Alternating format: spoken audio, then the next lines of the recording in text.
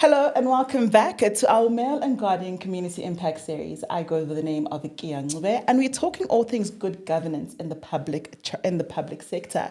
Today we are joined by Commissioner of the National Lotteries Commission, who goes by the name of Jodi Scholtz, and we're unpacking the organization strengthening ethics, transparency, and accountability as part of its governance renewal journey. Jodi, thank you so much for joining us today. Thanks, Kia, for having me. Let's get straight into it. Governance and ethics are central in terms of public trust. How would you describe the NLC's governance framework and what it seeks to achieve?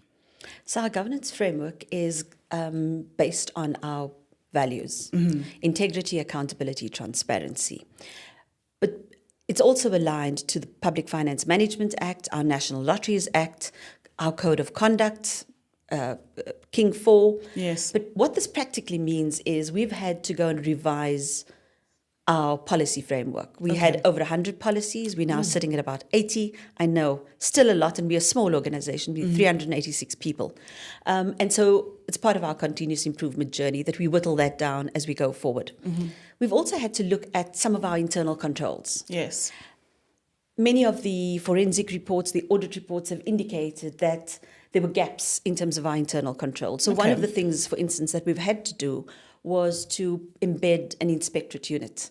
So these are individuals who actually go out to determine, does the project exist where it says it is? So basically integrity, which comes, as you mentioned. Yes. Yes.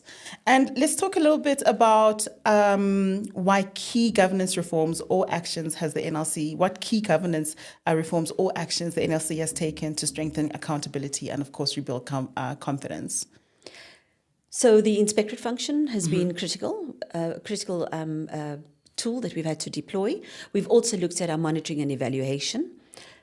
We now do it on every single project that we fund. We also have a non-compliant grantee process. It's kind of split into two. One where people don't comply because of some administrative reason. They don't submit a progress report. And there we work with the grantee in terms of understanding what help they need to get that done. Where it's fraud and corruption, there's a zero tolerance attitude and approach that we take. It gets handed over. We engage with law enforcement. What we've also had to do is look at our accounting and our financial management policies and procedures, and ensure that these are strictly aligned to the PFMA and to the generally recognized accounting practice standards.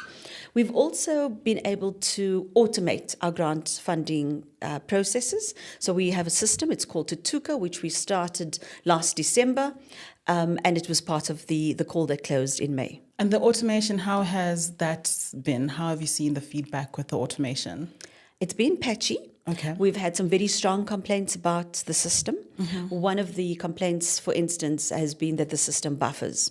So in unpacking and looking at the reasons why that's happened, we then picked up that there's a problem with coverage in the country. So Tutuka operates on a 4G platform. Okay. And in many of our rural areas, it's 3G. Because they're still lagging behind. Right, and so we've had to, we have a new CIO on board, and she is now talking to all of the big telecoms players so that we can ensure we look at coverage. But what we've had to do is we've had to send out our provincial teams to areas in communities to say, this is where we're going to be, please come in and bring your registrations. So typically in the past, we'd get about, say, 9,500 applications. Yeah. In the last call, we had 16,681. Because of that access that they can literally have, the access they have at home, basically, with internet access. Does it cost them anything?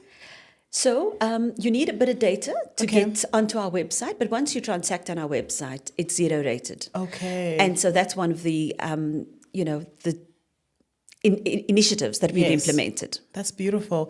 And let's talk about how the NLC ensures that governance principles are embedded in daily operations and not just as policy level. So we've had to, what you can't, if you don't measure it, you're not going to be able to achieve it. And so what we've had to do is embed our values with behavioral indicators into each person's performance agreement or contract. We've also had to look at doing awareness sessions for all the colleagues. So we conduct regular ethics awareness sessions. I do a quarterly session where I talk about quarterly performance. And in that, we also then embed ethics and awareness about ethics, integrity. This is our code of conduct. Our internal audit and our risk management units, we've implemented combined assurance. Okay. And what that's effectively done is that they look at areas. So Vincent would go out, for instance, Vincent's our chief audit executive, he'd go out and do an audit and he'd pick up a range of issues. He then feeds that back into the organization, and we then take this and say, listen, these are the things that we're picking up. Molemo then also, he's the chief risk officer, goes and assists. And so in that way, we are able to educate and raise awareness. And so in quarter one, we've been able to save about 1.5 million rand in terms of fraudulent applications because of this awareness. What happens to the people who are out here committing fraud because they're thinking that the gods don't see them? We act very decisively. Okay. We open a case at the police station. Our audit team meets very regularly with the DPCI. Please don't ask me what that means. No. It's the Directorate for Priority Crimes. And so any crime above a particular amount, we have to report it. Okay. And so they have regular engagements. We meet with the police commanders very often to say, what's the progress in terms of these cases? All right, that's beautiful. Accountability, responsibility, transparency is something else that I'm hearing as well. So we are talking to Jodi Scholtz, who is the Commissioner of the National Lotteries Commission, and we're unpacking strengthening ethics, transparency, and accountability as part of a governance renewal journey. Jodi, let's talk about leadership and public trust now in terms of how the NLC's leadership is working to rebuild public trust, not just internally, but externally as well. So we've been able to really bring on board a solid executive team. There were quite a few vacancies when I joined. Okay. And so I've had to fill those vacancies. We are still in the process of filling more vacancies because we've got a new organizational structure and there are some critical vacancies, areas that we felt we really needed to bring in that didn't exist before, so kind of new roles. The automation that we've embarked on, our modernization journey, also talks to the role that leadership has to play in terms of understanding what our beneficiaries want and need. And so our system is key to us, helping us identify, for instance, what are the gaps in our funding.